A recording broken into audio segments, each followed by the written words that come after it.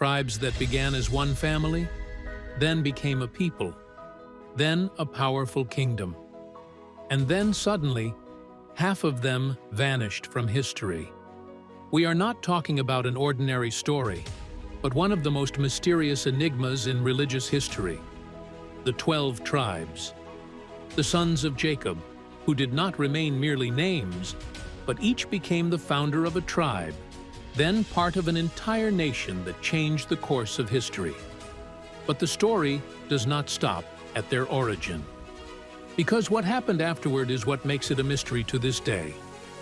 Division, collapse, and exile, followed by the complete disappearance of 10 tribes, as if they had never existed at all. But the real question is not, what happened? Rather, where did they go? Did they dissolve into other peoples?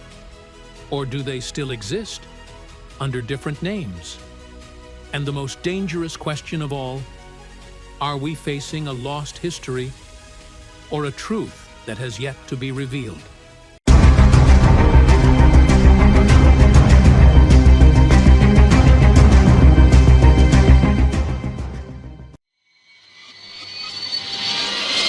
The tribes were the sons of the prophet Jacob, peace be upon him, who was known as Israel. And from this came the name children of Israel. But they did not remain merely sons within one family.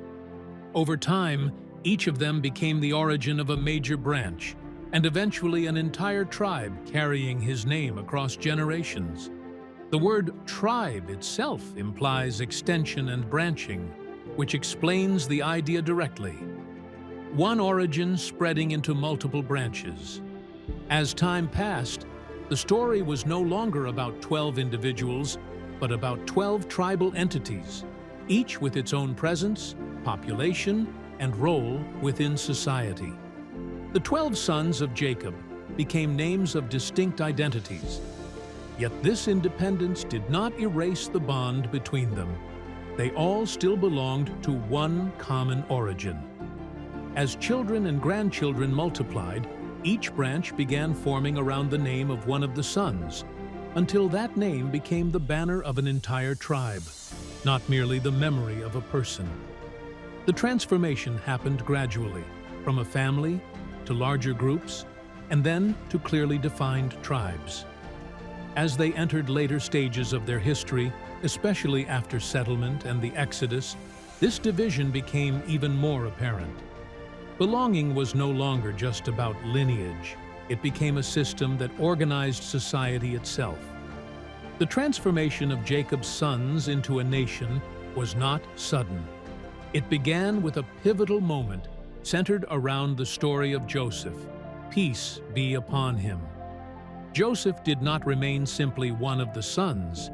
He became the reason the entire family entered a completely new phase. After his brothers cast him into the well, he eventually ended up in Egypt, where he passed through a long journey from slavery to prison, until he ultimately rose to a position of power within the state. This rise was not only a personal event, it changed the destiny of the entire family. When famine struck the region, his brothers were forced to travel to Egypt. There, the truth was revealed, and Jacob's entire family moved to settle in Egypt. This move was not merely a change of location, but the beginning of a real gathering, where the family transformed from scattered individuals into a large community living within one framework. At this stage, an important point emerged. Joseph was not counted as only one tribe. Instead, his two sons, Ephraim and Manasseh, were considered two independent tribes. This was not a minor detail, but a reflection of Joseph's status and influence, as he shifted from being an individual within the family to a central figure in shaping the tribal structure. As time passed, these branches continued to grow and multiply, transforming from sons into tribes, each with its own expansion and population. Yet despite this branching, one bond continued to unite them all: their belonging to a single origin. And here, a deeper transformation began to appear. Belonging was no longer merely lineage. It became a collective identity. The individual no longer saw himself only as part of a family, but as part of a people with a shared experience and a common destiny. As time passed and conditions in Egypt changed, this period of stability did not remain the same. After a phase of relative prosperity, circumstances began to shift, and the existence of the children of Israel transformed from that of a settled community into a far harsher and more oppressive reality. With the emergence of Moses, peace be upon him, the children of Israel entered a new stage. The issue was no longer simply survival, but the beginning of forming an organized entity. The exodus from Egypt was not merely a migration, it was a defining moment that placed them before an entirely new reality. No authority governing them, and no unified system holding them together. In this vacuum, the real transformation began. It was no longer enough for them to remain tribes connected only by lineage. They had to become a society with rules. Each tribe was no longer merely an extension of a family, but part of a larger structure with its own place and role. A form of organization began to emerge, not yet a complete state, but an early foundation. Roles were distributed, and attempts were made to create balance within the community. Here, an important distinction appeared among the tribes, as their functions were not identical. The clearest example was the tribe of Levi, which did not follow the same military or political path as the others. Instead, it was assigned a religious role. It became responsible for rituals and spiritual guidance, creating an early form of separation between functions within society. This role was not merely religious service, it was closely tied to preserving the people's identity itself, especially during a period when the nation was vulnerable to fragmentation or assimilation after the Exodus. This was not yet a complete system, but it was a beginning. The beginning of the idea that society is not built solely on lineage, but also on the distribution of responsibilities, and that survival depends not only on numbers, but on organization. At this stage, attempts also emerged to regulate public behavior through laws and systems that were not limited to worship, but governed the life of the community as a whole. Yet, this entity remained unstable.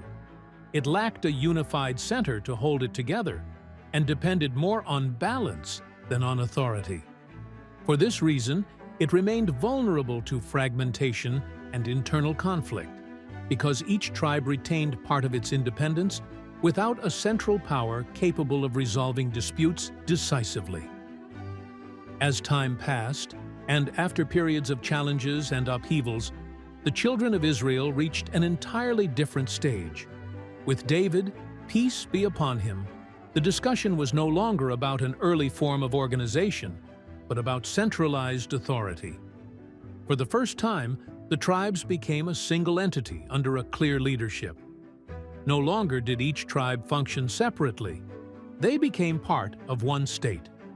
This unification was not easy, because every tribe carried its own identity. Yet David succeeded in bringing them together under one goal and ending the long-standing state of division. He also managed to shift loyalty from the tribe itself to the larger entity, a transformation that was far from simple and fundamentally changed the way people saw themselves. With this shift, organization was no longer merely an attempt at survival. It became a system of governance. The features of a state began to emerge: leadership, stability, and the ability to exert control. A capital city and a clear center of decision-making also emerged, replacing the multiple competing centers of power that had existed before.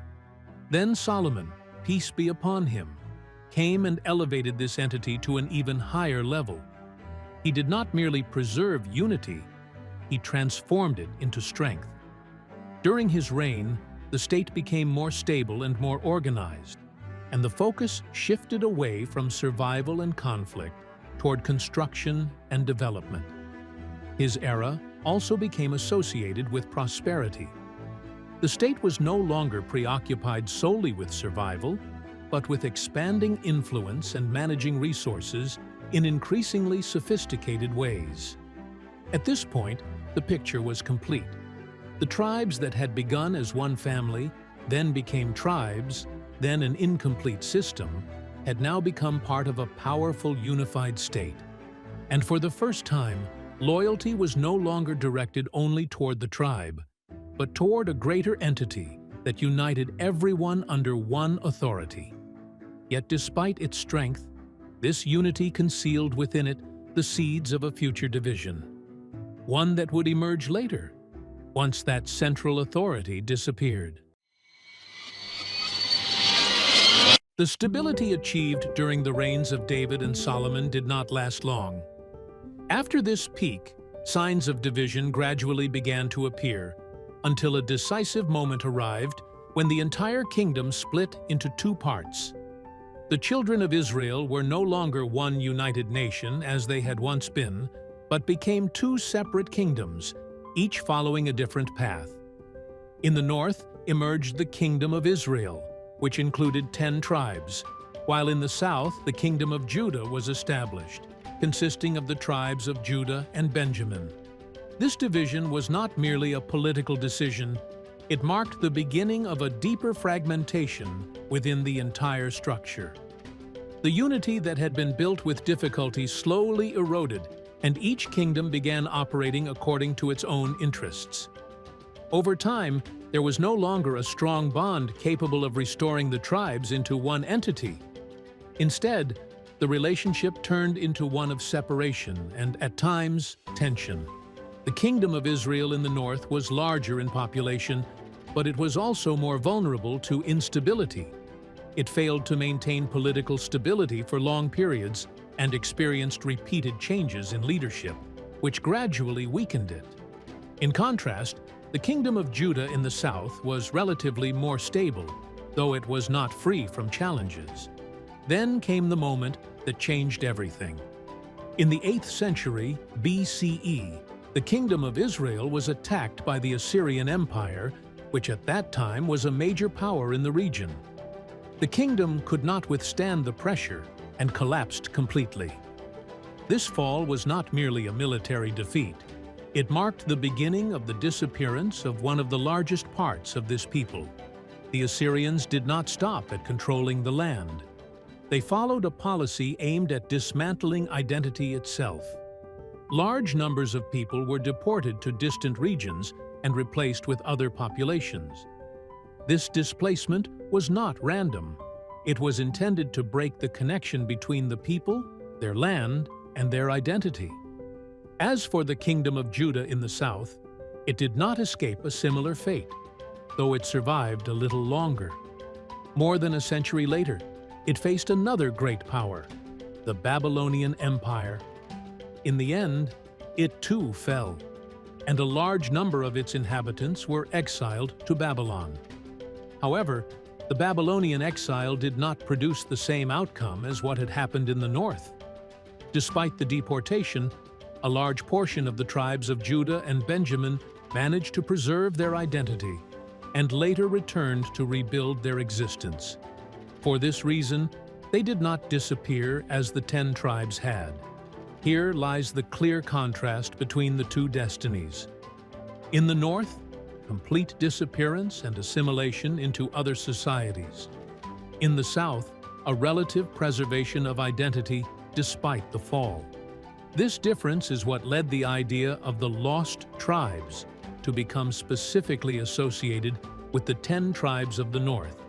And from this point began one of the greatest mysteries of history, the disappearance of the 10 tribes. There was no longer an entity carrying their names, nor any clear record tracing their fate. Over time, they gradually blended into surrounding societies and lost their identity as tribes. Meanwhile, the Kingdom of Judah survived for a longer period, but eventually it too fell to the Babylonians. and a large part of its population was exiled. Yet unlike the north, part of its people succeeded in preserving their identity and later returning, preventing their complete disappearance. And with this disappearance, the question did not end. It began. Because with the absence of clear evidence, multiple narratives emerged attempting to explain where the tribes had gone.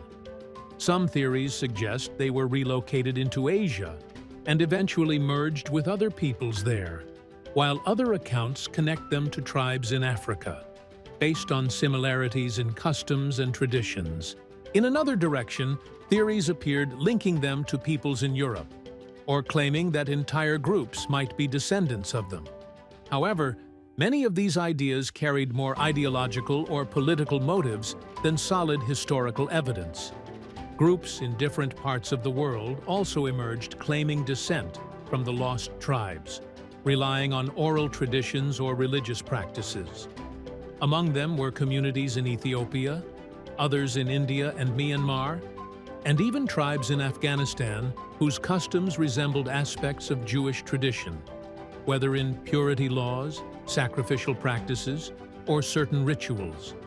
Some of these groups also attempted to support their claims through modern means, such as genetic studies or efforts to obtain official religious recognition. This gave some of these claims a degree of seriousness, though not enough to reach definitive proof. Yet, despite all this, these claims continued to face the same problem: the absence of conclusive evidence. There is no continuous historical chain, nor any clear proof capable of confirming such lineage with certainty.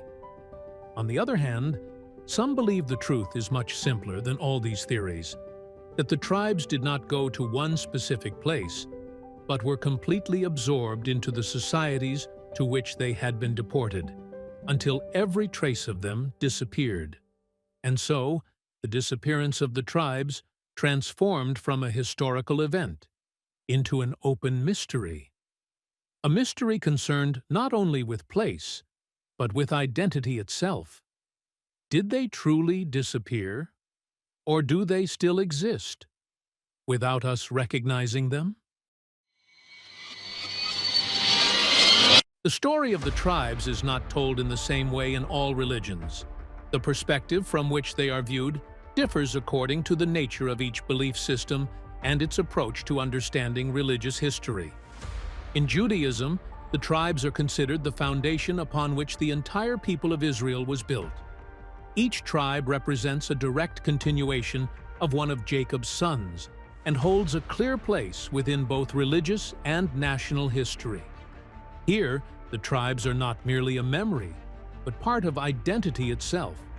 They are regarded as real tribes that played a role in shaping society, dividing the land, and later building the kingdom. Some tribes, such as Judah and Levi, were also associated with important concepts like kingship and priesthood, which gave them a special status within Jewish tradition. In Christianity, the same roots are preserved, but the focus differs. The tribes are not viewed only as historical clans, but as part of a larger narrative that prepares the way for the coming of Christ. They are mentioned within the context of the Old Testament, but their presence shifts from a political or tribal entity into a broader religious symbol.